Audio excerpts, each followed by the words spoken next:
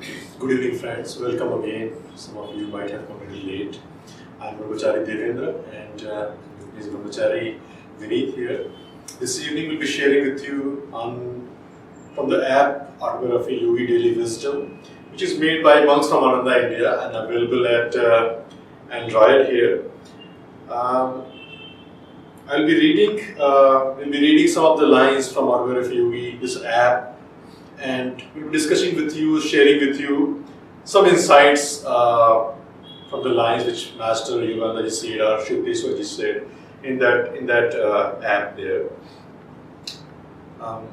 Let me begin with this. I should put my phone in aeroplane mode so that nobody calls me and I see their calls. So today is November 17th, and I wanted to start from whatever Master Shuddheswarji and Master said for the lines which is mentioned here for this date. So this is from chapter 12, and the chapter is Years in My Master's Hermitage. Yogananda is writing, he, Shuddheswar, discountenanced any extremes. A disciple once started a long fast. My guru only laughed. Why not throw the dog a bone? This is a little funny lines there. Why not throw a dog a bone? Shuddheswarji was laughing. But I think the point, the word which is important here in these lines are the extremes. That Shuddheswarji never encouraged any extremes, any kind of extreme, whether it's spiritual or any kind of. So I thought, why not to discuss this line, this word.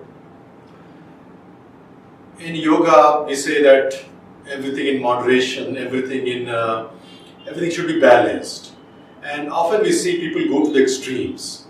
And but how do we define this moderation, the balance, the extremes? And if you look at the teachings of Paramahansa Yogananda, he defines everything in terms of God. And so how can we define extreme? Only Master said, Yogananda said that, or any of the teachings of the Vedas, from the scripture, they say that only God is absolute. Everything else is relative. So that means what is extreme for me may not be extreme for some other people. What is balanced for me may not be balanced for other people. What is moderate for me may not be moderate for other people. For example, when we are talking about fasting, that one of the disciples of Shuddheswarji was fasting, long fast he started, we see the history, great saints have fasted. For example, Jesus Christ fasted for 40 days, Buddha fasted for 40 days. Now, can we say that extreme or moderate? How can we define that? And the thing is that it depends on people to people. What is moderate for me may be extreme for some other people. What is extreme for me may be moderate for other people. Let's take other examples. For example, Ram Gopal Majumdar meditated 18 hours a day. Now, is that extreme or moderate? So, for him, it depends on the person. For him, it was fine. It was not an extreme thing. Swami Padmananda, every night he meditated 8 hours, and then he made 8 hours in the night meditating and going for his job. 8 hours a day he was working. Now, is that moderation or is that extreme? It depends on the people to people.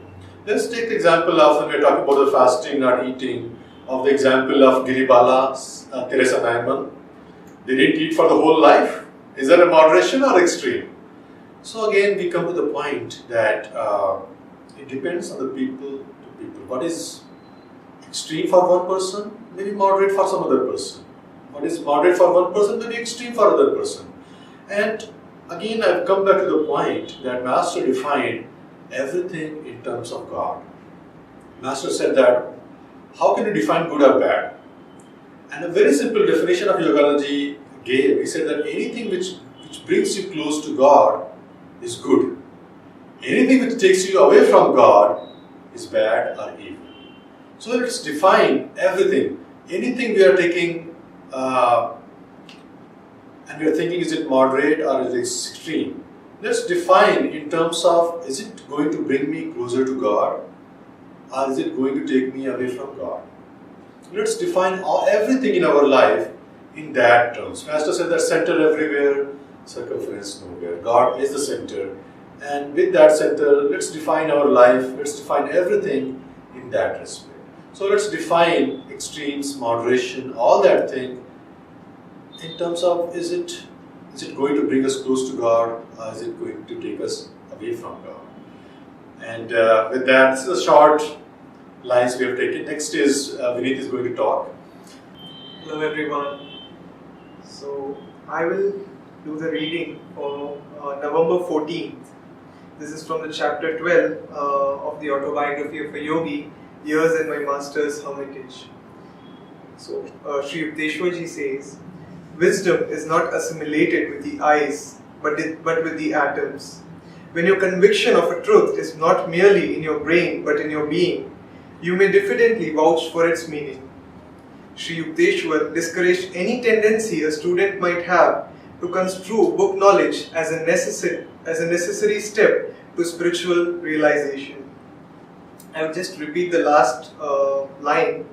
Sri Yukteswarji discouraged any tendency a student might have to construe book knowledge as a necessary step to spiritual realization.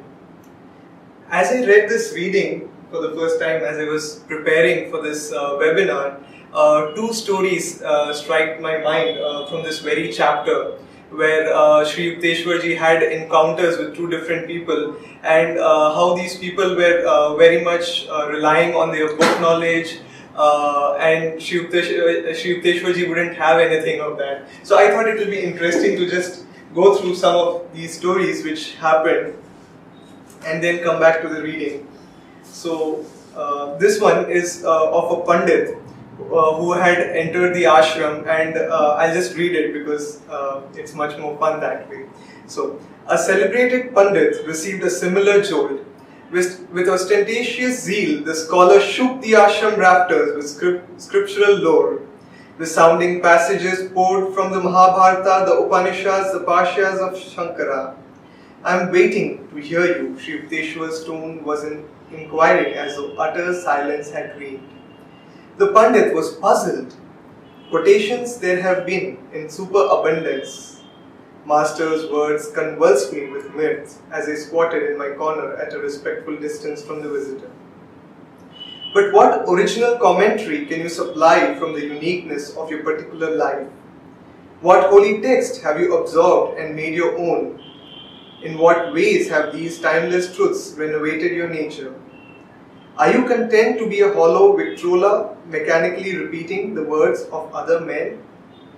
I give up. The scholar's chagrin was comical. I have no inner realization. So it's so comical and funny that this reading says that don't rely on book knowledge alone. And there's another incident which happens where another scholar, he comes and he similarly gives the various interpretations, and Master says misinterpretations. And as his interpretations, as he sank in his interpretations, Master says his voice shot up, and at one point he said to Sri Yukteswarji that I did MA, I was a gold medalist, I was a topper in MA in my college. And Sri Yukteswarji looked at him and he said, "Sir, I'm just paraphrasing it. He says that saints are not produced in batches like accountants." So I like this quote very much, and I was reading books of Swamiji many years back, and there are so many books he's written, 150 books. Master has written so many books, and at one point I just stopped and I was marveling that how do I just absorb all this? It is not possible for me to remember everything. And I was just praying to Swamiji and I was thinking, like, how do I get it all?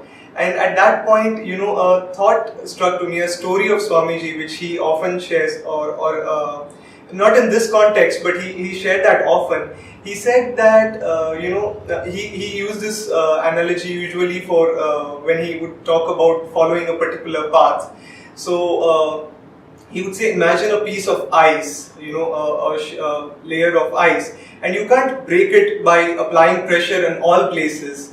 But if you go, deep at one spot, then you can just break it and go deep beneath it.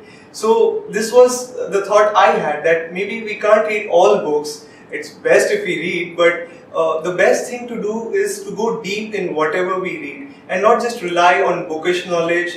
And like Sri Yukteswarji said, what he asked this Pandit, what have you absorbed? It is not a matter of reproduction. It is more a matter of what do you experience and what it changes, how it changes you in your life. So now I'm going to take November 16 and 18 together. I'll read 18 first, and then we'll go back to number 16 and then discuss from there. This is from chapter 43, the resurrection of Sri Yukteswar. Sri Yukteswarji is saying, he says, a soul being invisible by nature can be distinguished only by the presence of its body or bodies. The mere presence of a body signifies that its existence is made possible by unfulfilled desires.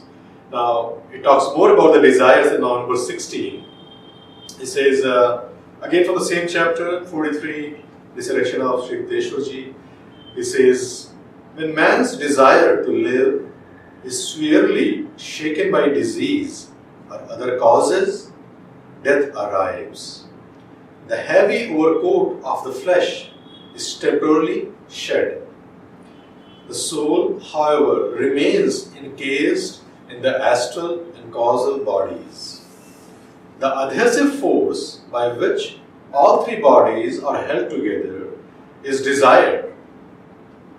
The power of unfulfilled desires is the root of all man's slavery.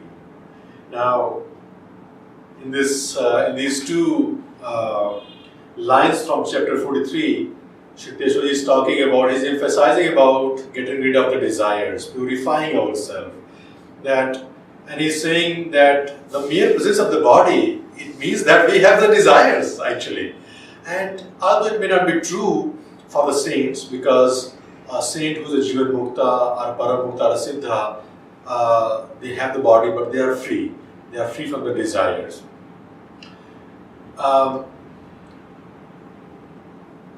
In the number 16, when Master is saying, Sri Yukteswarji is saying, when man's desire to live is severely shaken by disease and other causes, death arrives. The heavy overcoat of the flesh is temporarily shed.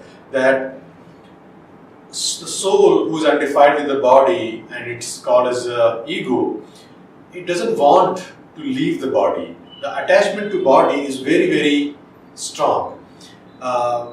We can read many places. They say that when a person dies or is starting to die,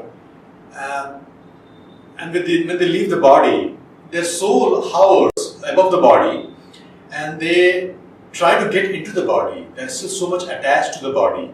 And Master Yoganandaji describes, he says that I know death by every single process, how it happens. I know minute by minute what happens at the process of death. Is because I have transported my consciousness to the person who is dying. And he said that I have died many times, and I remember all those incarnations when I have died. So I know the process of death very, very minutely, by minute, by second. He says that when a person dies, he feels very suffocated and he doesn't want to leave the body. But the person has to leave the body because the time has come. If we understand our chakras, we say that the first chakra, the root chakra, is called the Mooladhara chakra, and there our soul, our physical body is attached to this universe, the physical universe, and this is called the desire to live in this universe, to sustain in this world. That's the first of the attachment to this universe. And the second chakra, which is attached to the procreation, to reproduce ourselves. But the desire to survive in this world in every person is very, very strong. And this is why we are living this world. And after that, there are so many desires are there. And desires are at so many different levels. For example, desires are the physical level. Desires to eat, Master said that if you have desires to eat apple pie or curry, if you have desires to eat curries, you will be born in India. If you have desires to eat apple pie, you will be born in America. It is desire which forces the souls to be bound in this world. Now there is a confusion also. Is it desire or is it the karma which brings people back to this universe, to this physical universe? And it is rightly pointed here as desires. How come? Let's take an example of a life of a saint. A saint who is a Jivan Mukta, who is free while living, he still has a karma, but he doesn't have any desires to be fulfilled. He has a karma, and Master said that through deep meditations to going to Samadhi, they still have karma there, but they are cleaning out. They are cleaning away all those karmas. In every meditations, they are cleaning away all those karmas of many, many lifetimes. So it is, they still have the karmas, but there is no desires. So it is the desires which is bringing people, which brings people back to this universe, back to this world. And then there are more, as Chitteshwar is saying, he is pointing out, there are physical body, astral body, causal body. And so there are physical desires, there are astral desires, and there are causal desires also. Master said that astral desires, the desires in the astral bodies, they are much more refined. For example, he said that desire for a great music, very refined music, to paint something which is very refined, those are the astral desires. And many of those can be fulfilled in the astral universe. And if you see a great painter, a great musician, they are very refined is because they are trying to bring that astral refinement of the beauty from those universe to the physical universe. And I'm sure that there are desires in the causal world also. And if we have desire for the physical world, we'll be coming back to the physical world. If we have desire for the astral universes, we'll be coming back to the astral universes. And if we have desires on the causal universes, we'll be coming back to the causal universes. And until we have purified of all of the desires. Now the desires, as I said, they exist at many different levels. If we have purified ourselves, all the desires from the physical universes, we'll be free. We will not be born to fulfill the desires of the physical universe. We'll be born to fulfill the desires of the astral universe and the causal universes. And as we purify ourselves enough to fulfill all the desires, to get rid of all the desires of the astral universe, we will not be born, we will not be forced to born in the astral universe. And the same way also the causal universe, that when we have purified, when we have get rid of all the desires of physical, astral and the causal universes, we will not be born, we will become a saint, which is called the first step is the Jivan Mukta. Now the desires can be very subtle and very, very deep. We may not be aware of it. For example, Master had a disciple called Amelita Gali Kurchi. And Master asked her one time, do you have any desire? And she says, no Master, I don't have any desire. I don't think I have any desire. And then Master started talking to her. They started talking, and 5 minutes later, and she's saying, oh, when I go to the astral world, I will sing, sing and sing. And Master says that, did you say 5 minutes before you don't have any desires? And so that desires can be so deeply rooted, so subtle, that we may not be able to understand that. Shivdeshwarji had a disciple called Kumar. He went to his home saying that, Master, I want to go to my home. Shivdeshwarji said, no, don't go. But he said, no Master, I wanted to go. He went against Shivdeshwarji's wishes. He went to visit his family in some village and returned after a few months. And Shivdeshwarji said that he was infested with the worldly things. And a time came when Shivdeshwarji said that, Shivdeshwarji said to Yoganandaji that desires to enjoy alcohol, to sex, is so deeply ingrained in the human consciousness that it cannot be easily get rid of. And that's what happened to the disciple. That I'm sure that's what had happened to the disciple. These are the basic desires These are the desires that suit the alcohol, the intoxicants, to the sex. Master said there are three greatest delusions: the sex, wine, and the money. And then Swamiji says that there are two more actually: power, desire to have the power over other people, and desire to have name and fame in this world. These are the two more desires that these are the deeply rooted in the human consciousness. Now, these are the big desires, but there are other desires also. Swamiji said that he asked Master, I have a desire to eat food, good food. What do I do with it? And so Master said that don't worry for it. There are certain desires which yogis legitimately can enjoy. So he said, but don't worry about it. He said that when ecstasy comes, everything goes away. So there are desires which we want to be aware of it, but there are desires we don't want to worry about it. We don't want to fight with the desires. Now the questions come, how do I overcome all the desires? Master says, if you listen to his talks, he says that I don't want you to get rid of all the desires. He said that transmute your desires, change your desires, have desires for higher things. So the highest thing can be desire to know God. That's the highest thing that anybody can have. Now, how do I have a desire to know God? We can have the desire to have God by mixing with the saints, because they know God. And Master, there's a line in the scripture. It says that one moment spent in the company of a saint can be a raft. Can be your raft over ocean of delusion. That one moment spent in the company of a saint can be your raft over ocean of delusion. That we can spend time in the company of the saints, and that can help us. That can help us to uplift our consciousness. That can help us to purify our desires. And then, but it's not always possible to spend time in the company of a saint. For example, Swamiji came to Master only at last few years of his life, and many of us were not even to see Master or Swamiji, and it's very, very difficult to find saint. So how do we do? What do we do?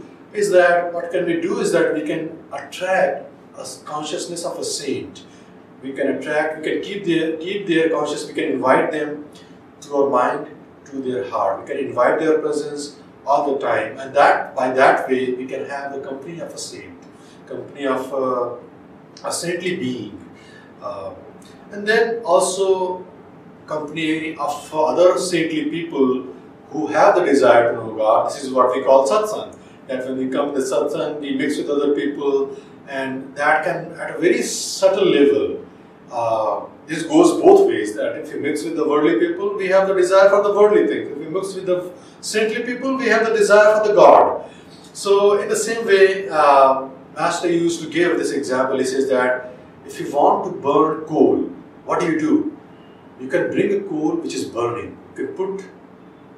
You can mix this burning coal with the other coal which is not burning, and then soon all the coals start burning. And they say that there are people those who are burning for the desire of God. If you mix with them, you will soon start burning to know God, to love to God. And so Master said that don't fight with your desire, transmute your desires, change your desires. That don't kill it, don't fight with it. Don't fight with the darkness, but bring the light. Don't fight with your attachment, but change your attachment. Instead of attaching to worldly things, attach to God, attach to the joy of God, attach to the people, attach to the saints. Master had a disciple. It's a story that at a subtle level that it works. Master had a disciple called Oliver Black, and one time Oliver Black was meditating in room, and Master comes and opens his door and sits next to Oliver Black. And while they were meditating, Master, he moves his body a little bit and he just nudges Oliver Black.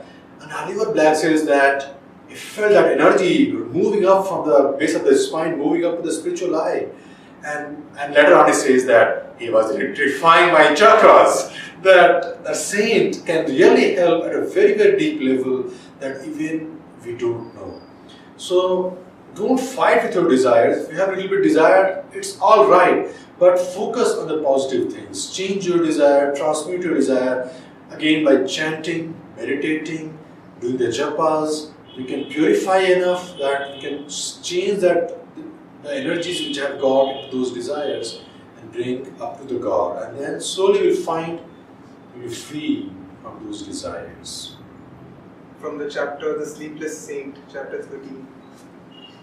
Do not fix your spiritual ideal on a small mountain, but hitch it to the star of unqualified divine attainment. If you work hard, you will get there. So these are the words of Ram Gopal Majumdar, and it's very interesting. He says, hitch your spiritual aspirations to the star of unqualified divine attainment. And most of us must have read or heard that Master emphasized that those who are drawn to this path strive to achieve the state of Jivan Mukta in this lifetime. And I was reading it closely today, and I just found the word just before Jivan Mukta. The word was at least a Jivan Mukta before this in this lifetime. So keep your aspirations high. There in the new path, Swamiji says that many disciples of Master would say, Master blessed me with this, Master blessed me with a new job, a new car, or whatever. And Swamiji would often in his talks also quote and say that Master has much more to give than that. And in the new path he says that it's more than what he could give, what he could take away from his disciples, which was the greatest blessing. So being drawn to this path, being drawn to these high teachings, let us aim higher, let us aspire high, let us aim to be a Jivan Mukta in this lifetime. And in the Gita there is a quote that those who strive to this, and like Arjuna asks, like, what if a devotee fails? And Krishna says, he consoles him that if don't worry, because when he's reborn, he'll be reborn in a well-to-do family so that he can carry his spiritual aspirations right from where he left in his previous life. And but let us not think that way. Let us rather think that our previous life was that way, and this life is where we have taken off exactly from where we left, and this is the life where we achieve the status of Jivan Mukta and become a saint, and then we can help more lives, touch people with God's vibrations, God's love, and God's infinite joy.